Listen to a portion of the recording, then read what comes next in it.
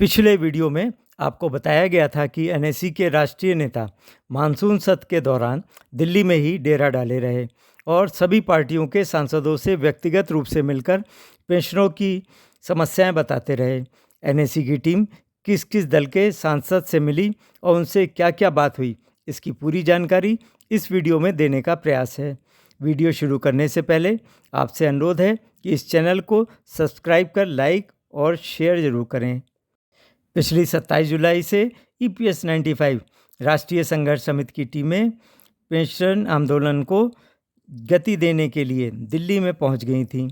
वहां पर क्या क्या कार्यक्रम हुए, इसकी जानकारी आपको बराबर दी जाती रही, जिसके माध्यम से पेंशनरों की समस्याओं को खूब प्रचारित प्रसारित कर विभिन्न दलों के सांसदों को पेंशन आंदोलन से जोड़ा गया और महाराष्ट्र विधानसभा चुनाव से पहले ठोस कार्रवाई कराने पर बल दिया गया। दूसरी ओर एनएसी की एक टीम, जिसका नेतृत्व राष्ट्रीय महासचिव वीरेंद्र सिंह राजावत जी कर रहे थे, उसमें राष्ट्रीय सचिव रमेश बहुगुणा और महाराष्ट्र के धुलिया से वरिष्ठ नेता संजय पाटिल शामिल थे। यह टीम पक्ष विपक्ष के सांसदों से उनके दिल्ली आवास में जाकर मिली और पेंशनरों की समस्याएं निदान कराने का अनुरोध किया।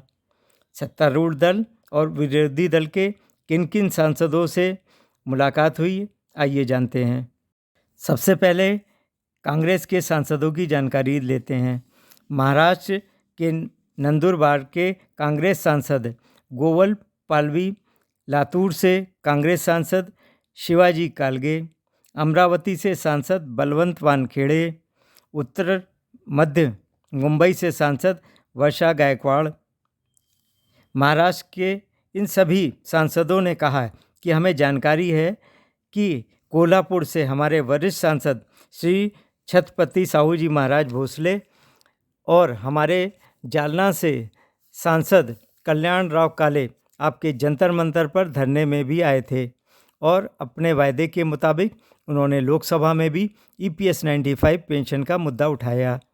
हम लोग आपको विश्वास दिलाते हैं कि इस मुद्दे को हल कराने का हम पूरा प्रयास करेंगे और सरकार को बार बार घेरेंगे।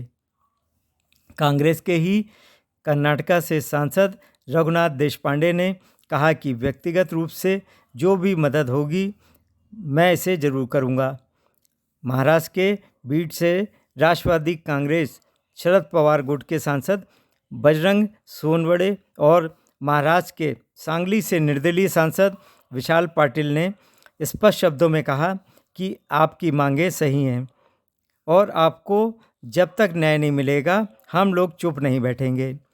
महाराष्ट्र से शिवसेना के सांसद धैर्यशील माने, जो कि महाराष्ट्र के सभी दलों के सांसदों को इस मुद्दे पर एक मंच पर लाने का प्रयास कर रहे हैं, उन्होंने कहा कि हम निरंतर लगे हैं और उम्मीद है कि इसमें सफल होंगे।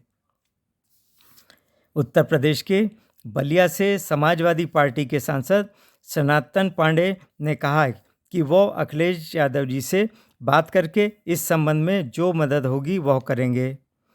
एनएसी की टीम ने बीजेपी के भी कई सांसदों और वरिष्ठ पदाधिकारियों से मुलाकात कर उन्हें ज्ञापन सौंपकर पेंशनरों की समस्या हल कराने की अपील की।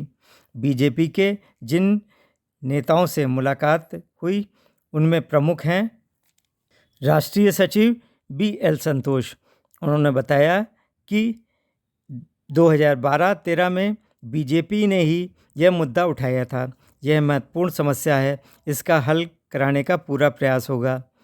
इसके अतिरिक्त बिहार के बक्सर से भूतपूर्व राज्य मंत्री अश्विनी चौबे, महाराष्ट्र जलगांव से सांसद स्मिता बाघ, उड़ीसा के बालासोर से सांसद एवं पूर्व राज्य मंत्री प्रताप सारंगी, उत्तर प्रदेश के कानपुर से सांसद रमेश अवस्थी, उत्तर प्रदेश के देवरिया से सांसद शशांक मणि त्रिपाठी, भूतपूर्व सांसद राजेंद्र अग्रवाल से भी मुलाकात कर ज्ञापन सौंपकर इस समस्या का हल कराने का अनुरोध किया गया। सभी सांसदों ने पूर्ण सहयोग का वायदा किया।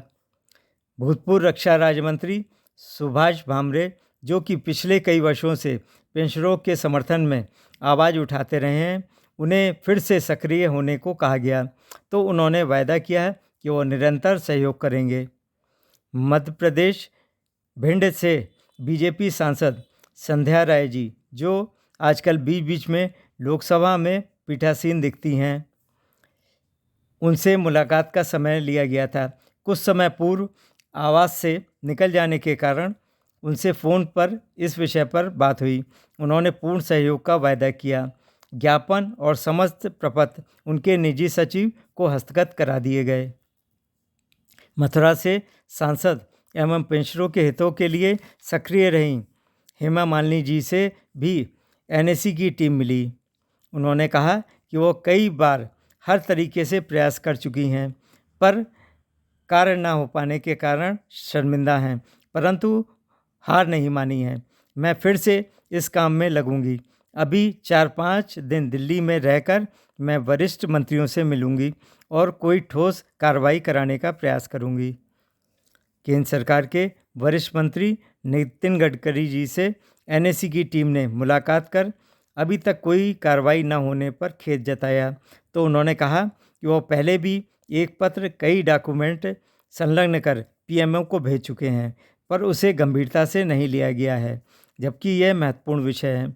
मैं एक बार फिर कोशिश करता हूं और प्रधानमंत्री से इस विषय पर बात करने का प्रयास करूंगा, क्योंकि इस समस्या का हल प्रधानमंत्री ही करा सकते हैं। आपने देखा कि एनएसी की टीम लगातार सभी दलों के नेताओं से उनके आवास पर जाकर मिलकर पेंशनरों की समस्याएं बता रही है। कई सांसदों ने लोकसभा और राज्यसभा में इस मुद्दे को उठाया भी, पर सरकार पर कोई असर नहीं पड़ रहा। छोटे छोटे मुद्दों पर खूब चर्चा होती है, पर जहां 200-250 पेंशनर रोज़ स्वर्गवासी हो रहे हैं, उस पर कोई ध्यान नहीं दे रहा है। सुप्रीम कोर्ट भी माननीय न्यायाधीशों की पेंशन 12,000-15,000 होने का रोना रो रहा है। जब पेंशनरों ने हायर पेंशन के लिए कोर्ट का दरवाज़ा खटखटाया तो उन्होंने इतनी शर्तें लगाकर निर्णय दिया कि 99% पेंशनर अपने को ठगा महसूस कर रहे हैं।